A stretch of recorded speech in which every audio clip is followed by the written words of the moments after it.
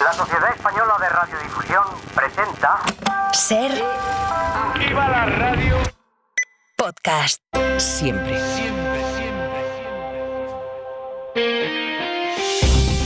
Las 8 de hoy por hoy en Ser Podcast. Hola, muy buenos días. Hoy seguimos a vueltas con la inmigración. Ha sido el tema del verano y está siendo el tema en este arranque del curso político.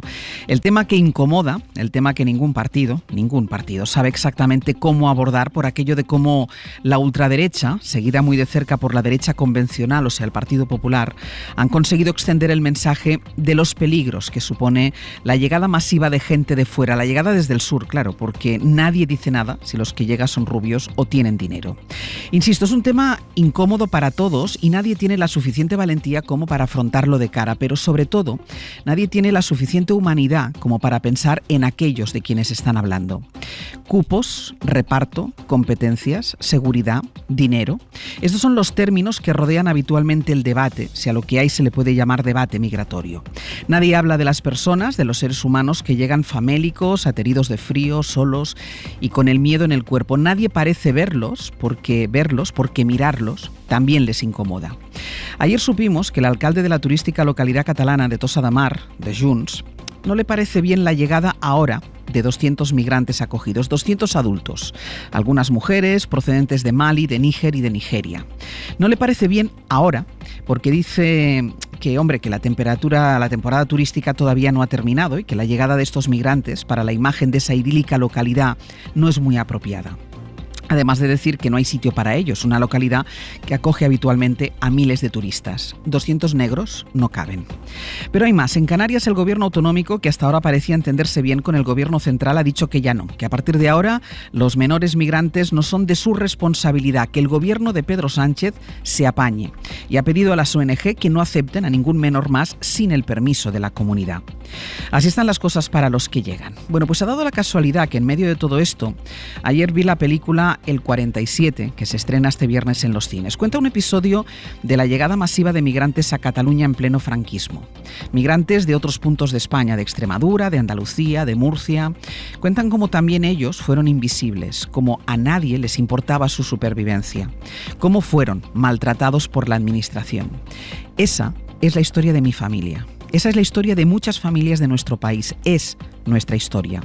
Solo por eso nunca deberíamos abandonar a los que tanto se nos parecen, pero parece que la memoria es muy frágil o los votos demasiado valiosos. Ángeles Barceló.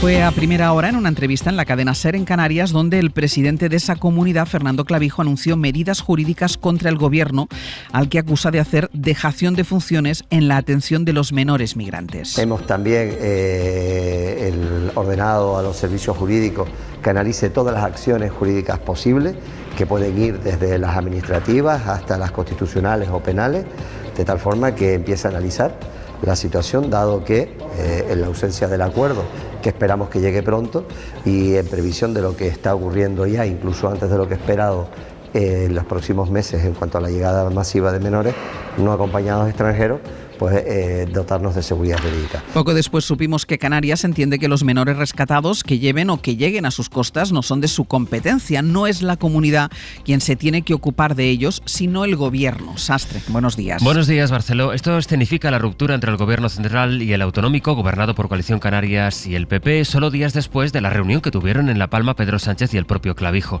Canarias ha denunciado este verano que sus centros no tienen capacidad para más menores y ha pedido la respuesta de otras autonomías, también del gobierno. El gobierno, a su vez, responde que fue el PP el que tumbó la reforma de la ley de extranjería que hubiera establecido un sistema para la reubicación de esos menores. En pleno debate político por la migración, el gobierno de Canarias rompe con el gobierno central y plantea llevarle a los tribunales Canarias. Agustín Padrón, buenos días. Hola, buenos días. Y advierte de que los menores que lleguen a partir de ahora no van a ser su responsabilidad. Sí, el gobierno de Canarias, recordar, formado por Coalición Canaria y PP, se apoya en que la ley atribuye a las comunidades autónomas la tutela de los menores que estén en su territorio en situación de abandono abandono o desamparo. Y, según su lectura, estas circunstancias no se dan con los menores llegados porque están bajo afiliación, identificación y custodia de la policía, es decir, del Estado. Todo esto tras lo que consideran como la gota que colmó el vaso este fin de semana una ONG que gestiona centros del gobierno regional en El Hierro con menores denunció presuntas presiones de la Policía Nacional para acoger más menores que donde no tenían espacio para ello. La situación se produce tras los fracasos de la solidaridad voluntaria de otras comunidades autónomas y también de la reforma de la Ley de Extranjería en julio en el Congreso, con el voto en contra de PP, Vox y Junts. Llevamos todo el verano contando la situación en la que están los centros de menores de Canarias. Nicolás Castellano, buenos días. ¿Qué tal? Buenos días. Nico, ¿qué va a pasar a partir de ahora? Pues según fuentes del gobierno estatal, nada va a cambiar, aunque se trata de una situación sin duda inédita y consideran este pulso más político que técnico, porque esto que propone Canarias nunca se ha planteado más de 40 años de llegada de pateras a nuestras costas. Otras fuentes especializadas en la protección de la infancia dicen claramente que Canarias, pero también la administración del Estado, no pueden dejar de hacerse cargo de estos niños en desamparo, pero lo que pretende cambiar Canarias ahora es el cómo y el cuándo empezaría a hacerse cargo de estos niños. Canarias dice que no se hará cargo de menores si no tienen plazas en sus centros de acogida, tienen ahora mismo 5.300, porque considera que los menores, al estar bajo custodia de la Policía Nacional, cuando llegan no están en una situación de desamparo y si no están en situación vulnerable ya no serían de su competencia. Según fuentes técnicas del gobierno canario, la guardia y custodia de los menores, mientras estén bajo control de la policía, es del Estado y a eso se agarran. Y lo que piden es que a partir de ahora se cumpla estrictamente un protocolo en esta materia de 2014 que requiere una orden individualizada de la Fiscalía del Menor, que éste le llegue identificado con documentación policial y con pruebas indudables de que es menor. Por otro lado, Ángels, hoy el Consejo de Ministros aprueba 35 millones para financiar la acogida y traslado voluntario de estos menores. Nico, seguimos en el abierto. Hasta luego. El PP se ha enredado estos días con la política migratoria y su portavoz llegó a hablar de deportaciones masivas, aunque luego dijo que no había dicho lo que dijo. Bueno, será por la inmigración por donde ataque la oposición al gobierno en este inicio de curso. También por la financiación pactada para Cataluña, que ha abierto un debate interno dentro del PSOE estas últimas semanas sobre lo que Esquerra dice que es un concierto económico y el gobierno dice que no lo es. Pedro Sánchez ha adelantado el Congreso del Partido Socialista y ante las diferencias internas, Ferraz emplea esta palabra: alinear al partido en torno a una misma posición. Guillermo Lerma, buenos días. ¿Qué tal? Buenos días. El PSOE no va a convocar ninguna reunión para que el partido debata sobre lo que se acordó en Cataluña, que fue lo que pidieron varias federaciones. A las que Ferraz invita a dar el debate sobre el modelo de financiación en el marco del Congreso que el partido va a celebrar finalmente la última semana de noviembre. Ayer, a puerta cerrada, Sánchez reconoció que el PSOE tiene que hacer pedagogía sobre este asunto y, frente a las críticas de la derecha, insistir en que este gobierno ha dado más recursos que nunca a todos los territorios de España. Tampoco en la ejecutiva se entró a explicar cómo se va a desarrollar la financiación singular pactada para Cataluña. Los miembros de ese órgano, consultados por la SER, salieron con la idea de que más allá de lo firmado con Esquerra todo está por concretar, así que los socialistas animan a las comunidades del PP a hacer sus propuestas para cambiar el sistema y a los socialistas críticos a plantear su postura en el Congreso Federal. Y ahí será el lugar más idóneo donde todos los miembros de este partido puedan participar, ¿no? A mí, además, lo que sí que me gustaría es que el resto de presidentes autonómicos, muchos del Partido Popular, tengan también las agallas de mostrar una propuesta que defienda el interés de sus vecinos. El PSOE, que aspira a que el Congreso sirva para dar un impulso al partido con nuevas caras, renovar el ideario a los nuevos retos y alinear el discurso de la formación sobre el modelo territorial. Y cuando el Gobierno abra el debate de la financiación, ¿qué harán las comunidades del PP? ¿Renunciarán a hablar de lo que necesita cada una de ellas a la espera de una consigna de Génova? Mariela Rubio, buenos días. ¿Qué tal? Muy buenos días. Porque Génova busca esta semana la foto de unidad de sus varones contra lo que se acordó en Cataluña y eso implica impedir que haya negociaciones bilaterales entre sus comunidades y Hacienda. Sí, de ahí que Feijóo admitiese ayer diferencias entre sus varones, pero descartando acuerdos bilaterales entre estos y el Gobierno. Y es que el líder del PP, Ángels, ha dejado muy claro a sus líderes territoriales que la consigna es no pactar. Así, con la vista puesta en el cónclave de varones de este viernes, fuentes de la calle Génova aseguran que ya se ha conseguido una posición común, al menos las líneas maestras en materia de financiación.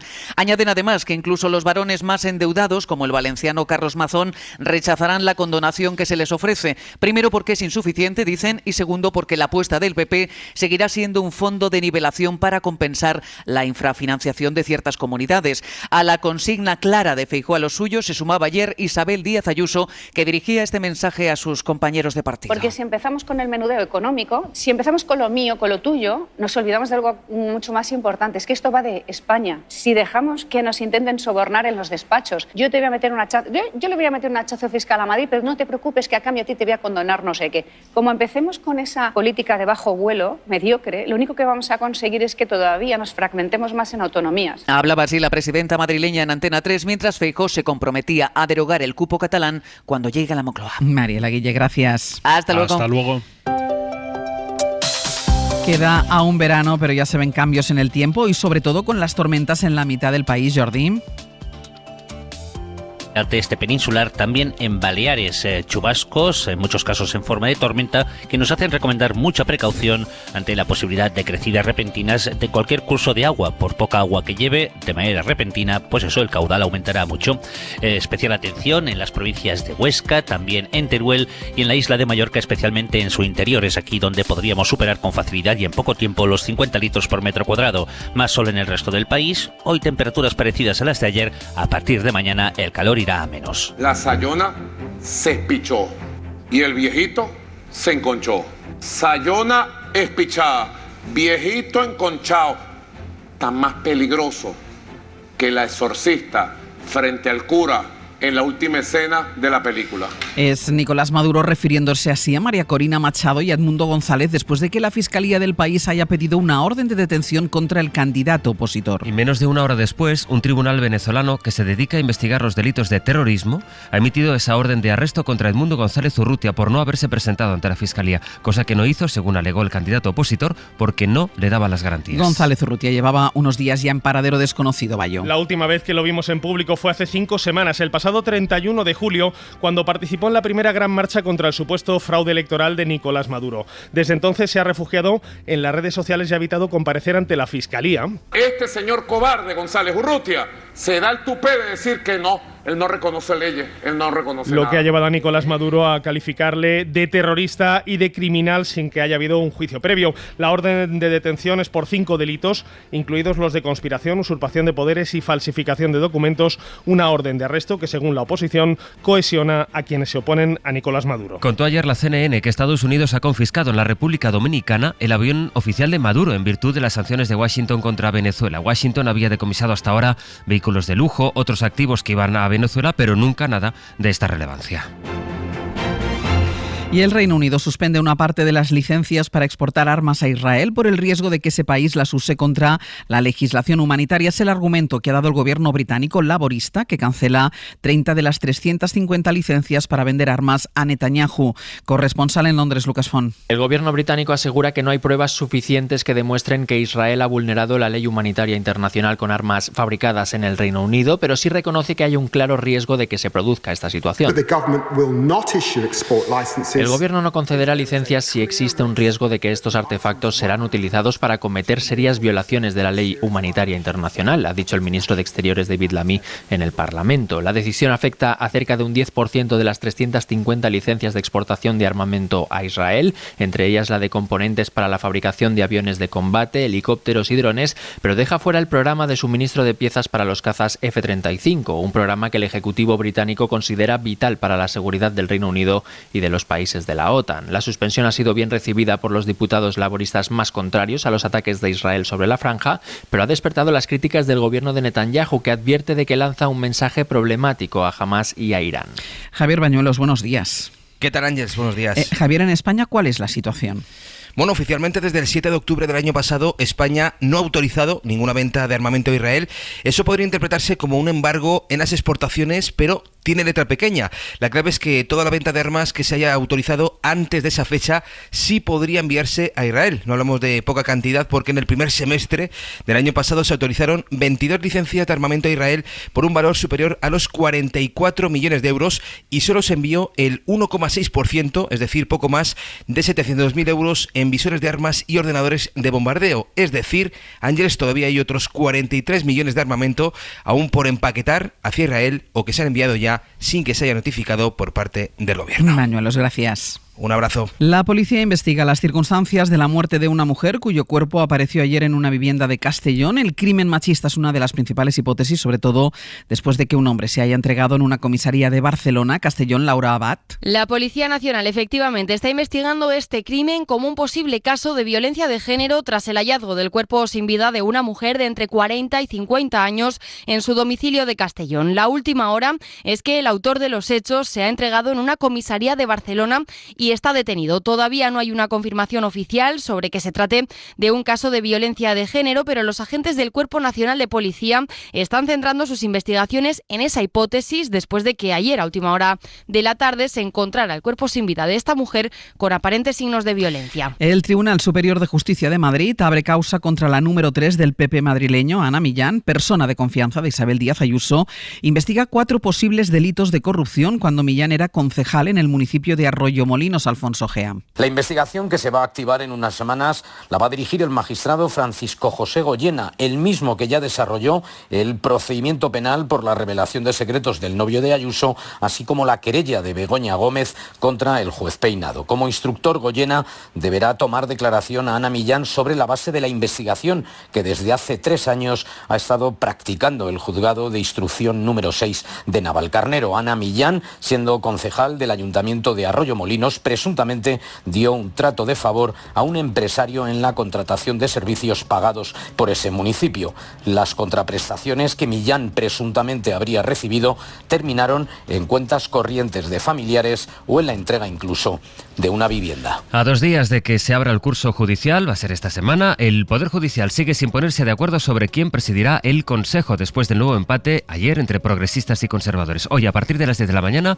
van a volverlo a intentar. Y también en la agenda del día, el Papa Francisco ha empezado su gira por Asia y por primera vez visita Oceanía. 44 horas de viaje, unos 32.000 kilómetros. Ese va a ser su viaje más largo y difícil porque sigue sufriendo problemas de salud y de movilidad. No va a poder empezar su agenda oficial. Hasta mañana lo hará en la Nunciatura, donde residirá estos días en Yakarta. La prensa italiana asegura que hay cierta preocupación en el Vaticano por los efectos que pueda tener el viaje en el estado de salud del Papa. Y en 10 minutos el abierto, que hoy compartimos con Elisa de la Nuez, Víctor Lapuente y Josep Ramoneda. Para no perderte ningún episodio, síguenos en la aplicación o la web de la SER, Podium Podcast o tu plataforma de audio favorita.